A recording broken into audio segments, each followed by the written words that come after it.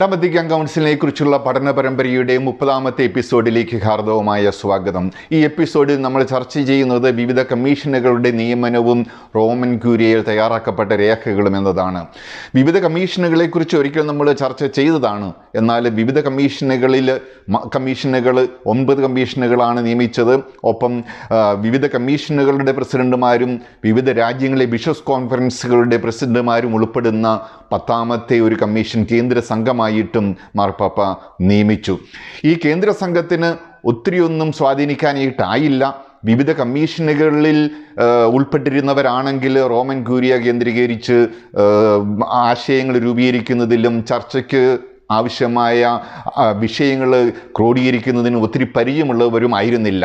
എന്നാൽ യാഥാർത്ഥ്യം എന്തെന്ന് വെച്ചാൽ ഈ കമ്മീഷനുകൾ റോമൻ ക്യൂരിയയിൽ നിന്നും തയ്യാറാക്കപ്പെട്ട രേഖകൾ കൗൺസിലിൻ്റെ നടത്തിപ്പിലും കൗൺസിലിൻ്റെ ചർച്ചകളിലും കാര്യമായ സ്വാധീനമൊന്നും ചെലുത്തിയില്ല എന്നുള്ളതാണ്. മാർപ്പാപ്പ സൂചിപ്പിച്ചതുപോലെ തുറന്നിട്ട പുസ്തകമായി സഭയെ ലോകത്തിനു മുമ്പിൽ അവതരിപ്പിച്ചപ്പോൾ വിവിധ രാജ്യങ്ങളിൽ നിന്ന് വന്നിരുന്ന മെത്രാന്മാർ അത് മുഖവിലക്കെടുത്തുകൊണ്ട് വിവിധ വിഷയങ്ങളിലെ ചർച്ചകൾ പരിശുദ്ധാത്മാവിൻ്റെ നിവേശനത്തിൽ തനതായ വഴിയിലൂടെ മുന്നോട്ട് കൊണ്ടുപോയി.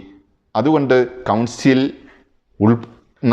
നൽകിയ സംഭാവനകൾ ഏത് വിഷയത്തിലാണെങ്കിലും ദൈവനിവേശിതവും തനതുമായിരുന്നു എന്ന് പറയാനായിട്ട് സാധിക്കും. അതുപോലെ തന്നെ 1959 മെയ് 17 വിവിധ രാജ്യങ്ങളിൽ നിന്ന് വരുന്ന അഭിപ്രായങ്ങളും ആശയങ്ങളും ക്രോഡീകരിക്കുന്നതിന് വേണ്ടിയുള്ള ഒരു കേന്ദ്ര സമിതിയെയും മാർപ്പാപ്പ നിയമിച്ചു.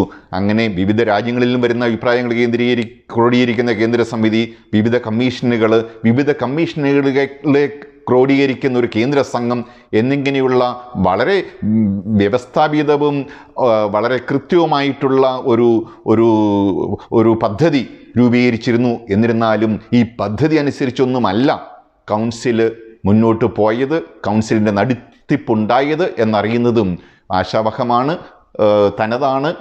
ദൈവത്തിൻ്റെ ഇടപെടൽ കൗൺസിലുണ്ടായി എന്നുള്ളതിൻ്റെ ഒരു തെളിവായിട്ടും നമുക്ക് കാണാനായിട്ട് സാധിക്കും.